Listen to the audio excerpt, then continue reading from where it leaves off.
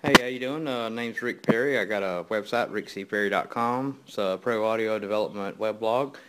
I'm testing my little PA rig here, and I like to use a little mix wedge, so I found me an old PV wedge with a little potentiometer on it for volume control.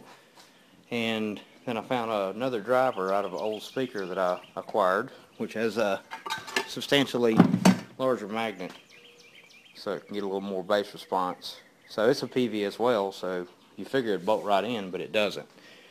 The opening is 1/8 of an inch larger, so I've actually chiseled out here and here to get the outside of the basket to fit. So now I got to cut the inside. So what I did is I made a board to go into here, and I just spaced this up.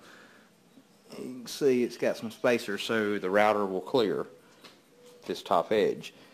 And then I got my circle cutter on the router, and I won't be able to cut the full depth of the hole, but I'm hoping that I won't have to. Hopefully I can cut about 3/8 of an inch down and the driver will fit in there.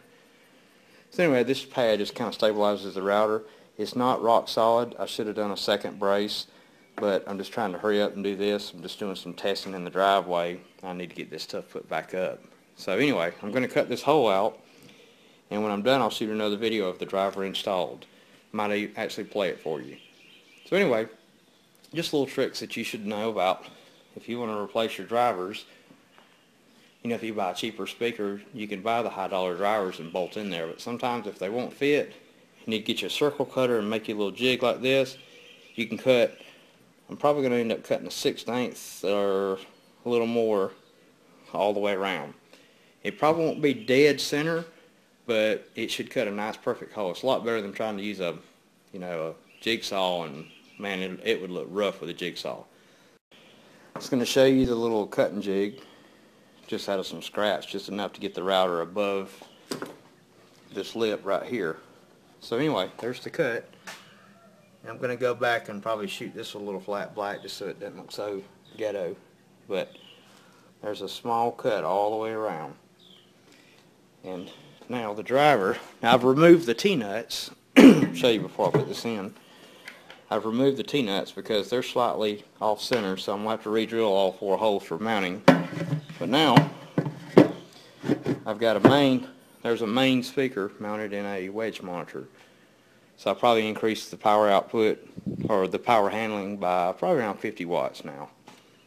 So anyway, I'll put it all together, drill the holes, T-nuts, a little black paint, put the grill on it, and we'll fire this thing off for the last video, and I'll let you hear it. Thanks for watching.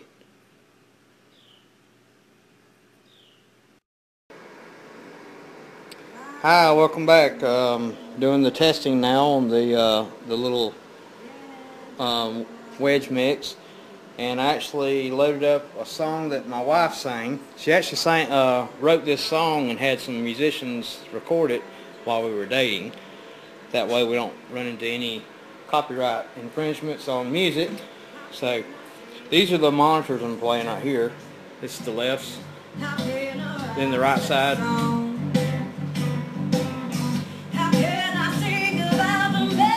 Okay, so while all that's going on, I unplugged the mains so that we wouldn't have to crank them. So I'm going to turn the mains up. This is the main. So I'm going to put this on 0.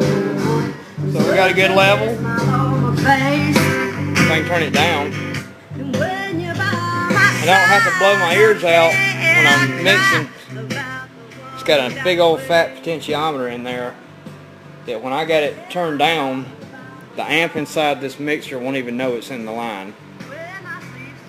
So anyway, so now I can have these turned around out in the crowd jamming, and I can just kind of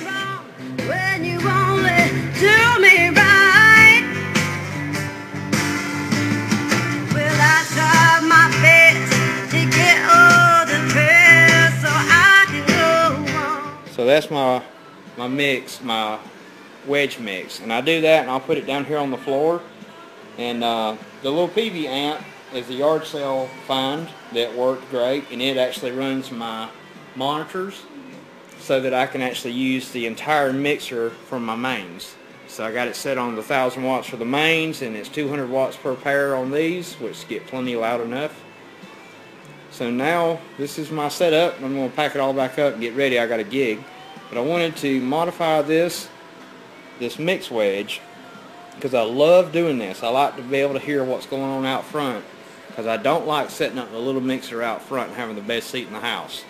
I like to be off to the side so that, you know, all the crowd sees. They'll see these two mains and they'll see the band. And I suggest that you probably try to incorporate that too. It's just if you don't have a big old thumping, you know, subwoofer system with 4 mains out here in a big old covered stage and a big old 24 or 32 channel board, just set up to the side and let the audience focus on the band and not your equipment. So anyway, song's over, so it's my video. Thanks for watching. Come to my website, rickcperry.com. I'm on Facebook as well under Pro Audio Development. Thanks for watching.